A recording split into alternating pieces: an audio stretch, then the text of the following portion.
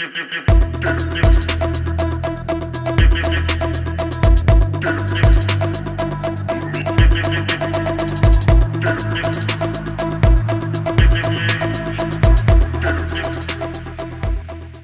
भाई, अस्सलाम वालेकुम भाई। बहुत सारे लोग ना यूट्यूब पे उनका जो पूरा का पूरा एक स्कीम है वो यही है कि बस हर रोज़ के रेट्स निकालने हैं उन्होंने, और वो हर रोज़ 100 वाट के रेट निकाल रहे होते हैं कि आज ये पैनल 55,000 का मिल रहा है, और ये और रेटलेस खोली भी होती है। और ये वाला पैनल जो दो टैक्टिक्स है ना, एक तो ये है कि यहाँ प्रोडक्ट रख के बैठा लेते हैं और बोलते हैं कि इससे अच्छा प्रोडक्ट कोई नहीं है। एक वो लोग हैं कि जो अब रेटलेस निकाल रहे हैं रोज़ 100 वाट के, और कहते हैं कि ये वाला पैनल इस कंपनी का 550 वाट का है और वो 55,000 का है, या वो 45,000 का है, और ये वाला 32,000 का है, और ये वाला 28,000 का है, और ये 500 वाट के पैनल की सीरीज़ की बात हो रही है। तो ऐसे लोगों के लिए कस्टमर्स को क्या करना चाहिए कि वो कैसे अवेल कर सकें उस 28,000 वाले 550 वाट के brand new genuine with documents वाले पैनल्स को, वो कैसे अवेल कर सकें और वो कैसे डील करें ऐसे लोगों को, वो क्या समझें और कैसे आजमाएँ कि वो बातें मतलब हो सकता है जेन्युइनली उनके पास 28,000 का 545 वाट का पैनल अवेलेबल हो। तो क्या करना चाहिए एज अ कस्टमर? देखें, अवेलेबिलिटी तो होगी, ए क्लास नहीं होगा, टियर 1 नहीं होगा, सी क्लास होगा, कोई और पैनल होगा। ए क्लास से नहीं हो सकता। एक और आज साहब का फ़ोन आया था, वो कह रहे थे 20,000 रुपये में मुझे 550 वाट का पैनल दे रहा है, और वो कह रहा है कि 1,000 रुपये मुझे एडवांस रखवा दे, मैं आपको पैनल भेज देता हूँ। तो ये तो मुझे तो फ्रॉड लग रहा है, आप बताएं मैं क्या करूँ? तो मैं कहा फ्रॉड है। बोलते हैं हाँ ये तो फ्रॉड है, समझ रहे हैं। तो लोगों को पता है कि फ्रॉड है। 20,000 रुपये का नहीं हो सकता ना यार। कहाँ होता है कि आप 80 लाख रुपए की करोला गाड़ी नहीं आती है, मैं आपको बोलूँ मैं आपको 30 लाख रुपए की दिलवा देता हूँ ब्रांड न्यू आप ले लें मुझसे। ऐसे नहीं होता ना यार। 23 मॉडल सर 23 मॉडल सही, नई इनवॉइस 0। तो ऐसे नहीं होता है, लोग समझते हैं, ऐसी बात नहीं है। बस लोगों को फिर भी नहीं लालच होती है, एक लालच फिर भी रहती है, लालच बहुत। हाँ, कि हो सकता है कि सही हो जाए, हो सकता है मैं पैसे बचा लूँ। सबको ऐसे नहीं होता, आप नहीं बचा सकते पैसे, कोई शॉर्टकट नहीं है। जो नई चीज़ है वही नई चीज़ है, जो पुरानी है वो पुरानी है, जो सी है वो सी है, जो ए है वो ए है। कोई भी आप मैं नहीं कर सकता ना। मैं अगर आपको बोल दूंगा यार मैं आपको सी देता हूँ सस्ता, मैं नहीं दे सकता ना यार। मैं सी दूंगा, मैं कहीं ना कहीं कट डाउन करके पैसे बचा के फिर पूरा कर दूंगा आपको। मैं एक लाख नहीं दे सकता आपको, उसकी जो प्राइस है आपको वही पे करनी पड़ेगी। तो लोग काफ़ी हद तक अल्लाह का शुक्र है कि इस बात को समझ गए, और जो रह गए हैं वो वीडियोस देख रहे हैं और सुन रहे हैं, वो खुद जज कर रहे हैं कि कौन सही बात कर रहा है, कौन गलत बात कर रहा है। जो एक्चुअल प्राइस है मार्केट में उसी पे ही जेन्युइन पैनल मिल रहा है, और जो एक्चुअल नहीं है उस पर पैनल नहीं मिल रहा। मैं जितनी मर्जी रोज़ बैठ के यहाँ रेट लिस्ट निकालना शुरू कर दूँ, जैसे अंडे की निकलती है, ये कोई अंडे का प्रोडक्ट तो है नहीं कि यार मैं यहाँ रेट लिस्ट निकालना शुरू कर दूँ। पर आपको पता है निकालते हैं, यहाँ बड़े बड़े वेयर हाउस वाले भी निकालते हैं रेट लिस्ट, वैसे वो रोज़ ही की निकालते हैं। उनको एक पुराना पता नहीं किन कामों का वो फंसा हुआ है कि हमने इसकी भी रोज़ की रेट लिस्ट निकालनी है। आपने रोज़ माल खरीदा है, मुझे आप बताएं ना, आपने माल रोज़ खरीदा है? ऐसा इंपोर्ट का माल है, रोज़ तो ये मंगवा ही नहीं सकते ना। ये जब आपने क्लियर करा लें फिर जब आपने मंगवाया एक साथ है और आपको पता है कि मेरी कॉस्ट क्या है, तो फिर आप कैसे कह सकते हैं कि यार मैं रोज़ का रेट निकाल रहा हूँ? बनती ही नहीं है आपकी ये बात। तो ये बेकार टैक्टिक्स हैं लोगों की, अनप्रोफेशनलिज्म है, जिसकी वजह से वो खुद भी डूब रहे हैं, मुल्क को भी डुबो रहे हैं, और ये पूरी इंडस्ट्री भी ये इसी उन चक्रों में डालने लगे हुए हैं। बिल्कुल, जो अपनी पुरानी ओल्ड स्कूल टेक्निक से चलाना चाह रहे हैं। एक उन टेक्निक्स में एक महान टेक्निक ये भी है कि जब स्टॉक की अपने वेयर हाउस की क्वांटिटी कम होती जाए तो उस पुराने माल के रेट बढ़ाते जाओ, क्योंकि जी आखिर का माल है। Unit tactics. अच्छा, पूरी मार्केट के अगेंस्ट चले जाएंगे वो। बिल्कुल, पूरी मार्केट नीचे जा रही है, भाई साहब के रेट ऊपर जा रहे हैं। समझ जाए क्या चक्कर है, आप समझ जाए इनका माल ये खत्म हो रहा है, इनका माल खत्म, तो छोड़ देना, लेना छोड़ दें, फिर उनकी होशियारियां उनके पास रखें, आप छोड़ दें माल। बिल्कुल, अजीब व गरीब से लोगों की टैक्टिक्स है, कोई मंतक नहीं है, कोई इसकी वजह नहीं है। बस लोग जब लेने जाएं तो उससे पहले होशियार रहें कि यार जो हम प्रोडक्ट लेने लगे वो जेन्युइन हो। बहुत सारी जो हमने डिस्कस करे हुए डॉक्यूमेंट्स के सूरत-ए-हाल, वो भी SGS की और टिफ नोट की रिपोर्ट्स में फ़र्क है, थोड़ा सा वो भी एक्सप्लेन करते हैं। जिन लोगों को हमने सारी ज़्यादातर SGS की बताई हुई है, उनको पर इशू क्रिएट हो रहा है कि टिफ नोट की रिपोर्ट्स में फ़र्क आ रहा है, और उसमें उसको ज़रा एक्सप्लेन करते हैं, देखें, ताकि जब लेने जाए तो उनको पता चले। बिल्कुल आपने ठीक आइडेंटिफाई किया। देखें, एक तो पहली बात यह है कि जो डॉक्यूमेंट्स वाली बात है ना, वो डॉक्यूमेंट्स वाली बात तो यहाँ पाकिस्तान में किसी को करने का शौक़ ही नहीं है। हमने एक पूरी स्कीम चलाई, पूरी कैंपेन चलाई कि एज अ कस्टमर आपने डॉक्यूमेंट्स मांगने हैं। उसमें क्या क्या डॉक्यूमेंट्स आपने मांगने हैं, PSI, COC, data sheet, GD आप मांगेंगे, आपको देगा कोई नहीं, कोई दे देगा तो वो आपसे मैच ही नहीं होगी, वो GD के शिपमेंट के अगेंस्ट में है। तो मतलब जो डॉक्यूमेंट्स आप मांग सकते हैं उस पर हमने पूरी कैंपेन चलाई। अब उसके बाद ये है कि जो डॉक्यूमेंटेशन है उसमें भी सर्टिफिकेशन जो एजेंसीज़ हैं वो कोई एक नहीं है, वो 8 से 10 एजेंसीज़ हैं। हर इंपोर्टर की कोशिश होती है कि मेरा जो पैनल है वो सस्ते से सस्ता पड़े मुझे पीछे, उसके बाद जो उसकी वहाँ की वेयरहाउसिंग कॉस्ट है वो कम से कम पड़े, जो उसकी लॉजिस्टिक्स है वो कम से कम पड़े, और जो उसकी सर्टिफिकेशन की कॉस्ट है वो भी कम से कम पड़े। तो जब एक इंपोर्टर की सबसे बड़ी प्रायोरिटी कॉस्ट है, तो उस कॉस्ट में वो एज अ कस्टमर आपकी जो प्रायोरिटीज़ है उसको केटर नहीं करता। अच्छा, पर लोगों की भी तो यहाँ यही वो है ना, बिल्कुल, मुझे भी तो सस्ते से सस्ता मिल जाए ना। वो आज तक लोगों ने कब बोला कि मुझे ये वाले डॉक्यूमेंट्स दो, मुझे परवाह नहीं है कि तुम 2 रुपए मुझसे ऊपर लेते हो। बिल्कुल, आप पॉइंट समझ, इंपोर्टर अपने लिए तो नहीं मंगवा रहा ना, लोगों के लिए मंगवा रहा है। तो ये साइकिल चेन ही असल में उल्टी चल रही थी। बिल्कुल ऐसी है।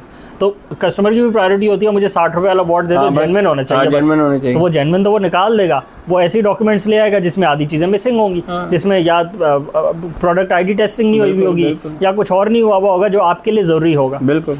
अब 4 लोगों ने 4 शिपमेंट में SGS की रिपोर्ट में 8 मॉड्यूल्स चूज़ करे, उसमें आपके 8 के 8 ज़रूरत थी, प्रोडक्ट आईडी टेस्ट भी था, बाकी फ्लैश टेस्ट भी हुआ था उन 20 पैनल्स का। किसी ने सैम्पलिंग ज़्यादा की करवा ली, किसी ने कम की करवा ली।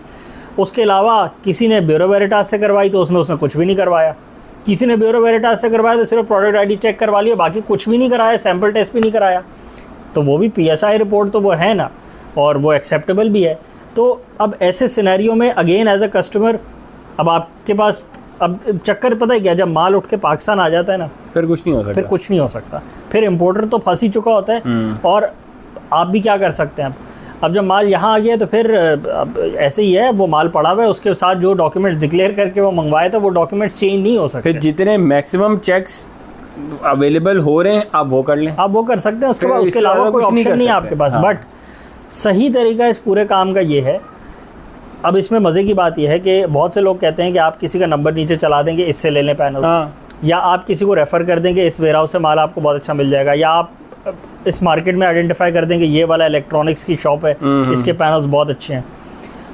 एक बंदा है, वो आज एक शिपमेंट मंगवा रहा है, आज की शिपमेंट की सारी के सारे प्रोसेस सेपरेट हैं, SGS से वेरिफिकेशन हो सकती है, हो सकता है हम सर्टिफिकेशन SGS से करवा लें, अगली दफ़ा हो सकता है हम वेरिफिकेशन टेफनॉट से करवा लें, अगली दफ़ा हो सकता है हम BV से करवा लें, उससे अगली दफ़ा हो सकता है हम किसी और से करवा लें।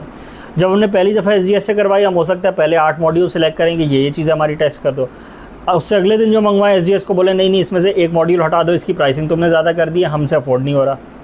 ऐसे हो सकता है ना। तो जब हर दफ़ा की सर्टिफिकेशन रिपोर्ट में मसले आ सकते हैं और हर दफ़ा ही एक फ़र्क रिपोर्ट्स आ रही हैं, तो फिर आप किसी को कोई रेकमेंड नहीं कर सकते। एक बात तो ये हो गई कि सर्टिफिकेशन रिपोर्ट्स हर दफ़ा ही नहीं आ रही हैं, कभी किसी की रिपोर्ट में कुछ लिखा हुआ है, कभी किसी की रिपोर्ट में कुछ लिखा हुआ है, किसी की कोई रिपोर्ट डॉक्टरेट है और फेक है, और किसी की कोई रिपोर्ट ठीक है, किसी की PSI ठीक है और COC फेक है, और वाइस वर्सा है, किसी की दोनों जेन्युइन है, किसी की दोनों फेक है, किसी की फ्लैश टेस्ट रिपोर्ट मॉडिफाइड है और किसी की नहीं मॉडिफाइड। तो ये सारी कहानियाँ यही लोग चला रहे हैं। कोई इंपोर्टर बैठा A क्लास के साथ C क्लास किसी और लोकल से ख़रीद के मिक्स करके बेच रहा है, ये भी इसी मुल्क में हो रहा है, किसी तीसरे मुल्क में ये नहीं हो रहा। तो ऐसे में आपने किसी का नंबर चला के आपने खुद जाके वहाँ पे जब लेना है आप ले सकते हैं, उसमें आपको नंबर की क्या ज़रूरत है। ये जो सारी टैक्टिक्स आप फेस करना चाह रहे हैं, ये तो ओपन मार्केट में वैसे ही हो रहा है। तो आप किसी भी के पास जाके बैठ जाए, वो आपके साथ यही करेगा।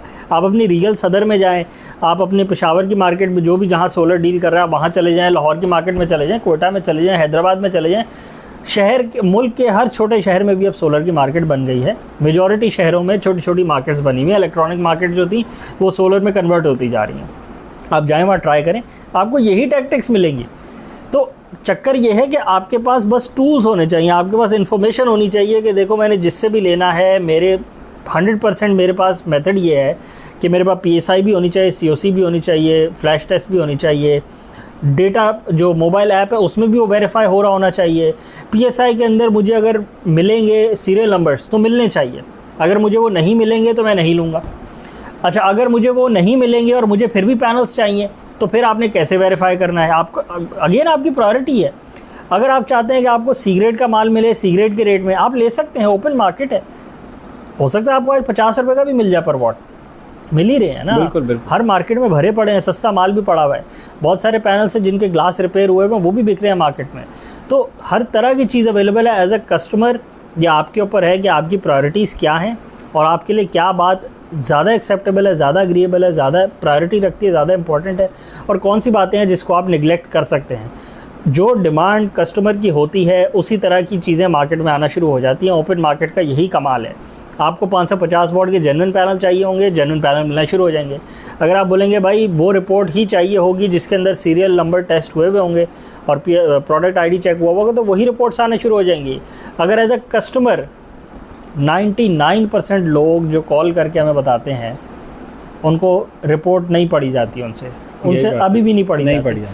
PSI रिपोर्ट और COC रिपोर्ट नहीं है, सही बात है, बट उनसे PSI और अरे उनसे क्या, जो इम्पोर्टर के सेलमैन बैठे हुए हैं उनसे भी नहीं पढ़ी जाती, उनसे भी क्रॉस रेफरेंसिंग नहीं होती, उनसे भी आइडेंटिफाई नहीं होता। आप ट्राई कर लें, जिस भी इम्पोर्टर से माल आप लेने लगे उसको बोलें कि ये वाला जो सीरियल नंबर है इस पैनल का, ये सीरियल नंबर मुझे निकाल के दिखाओ।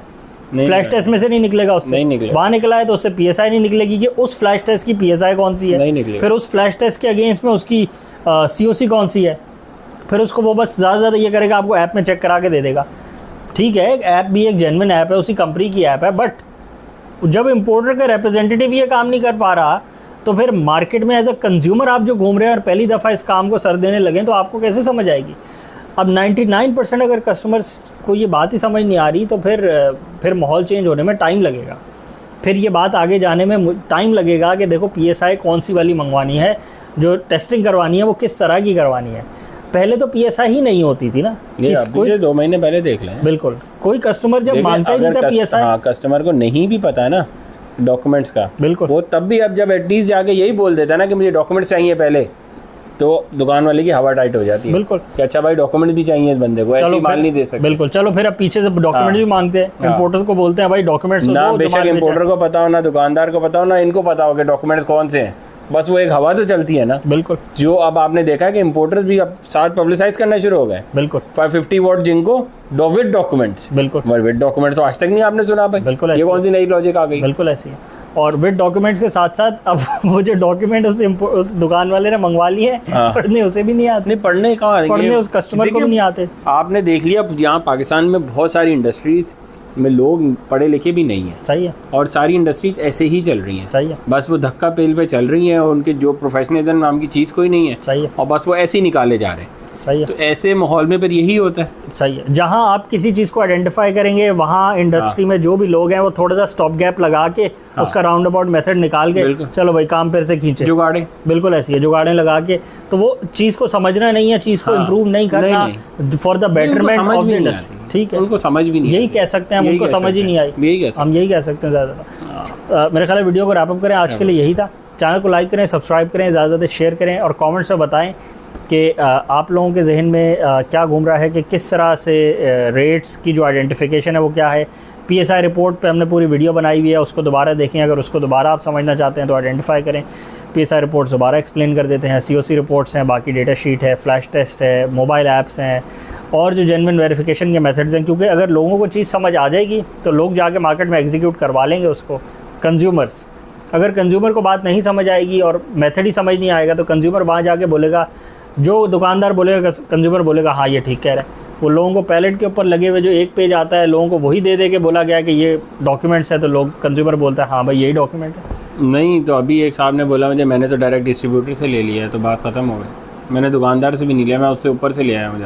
सही है, तो सब चीज़ें ठीक हुई। उसने बोला मैं हूँ ना, बस मैं कहा ठीक है मैं हूँ ना, शायद फिल्म देखो आया था वो या क्या सीन था उसी पे पिघल गया वो मैं हूँ ना पे।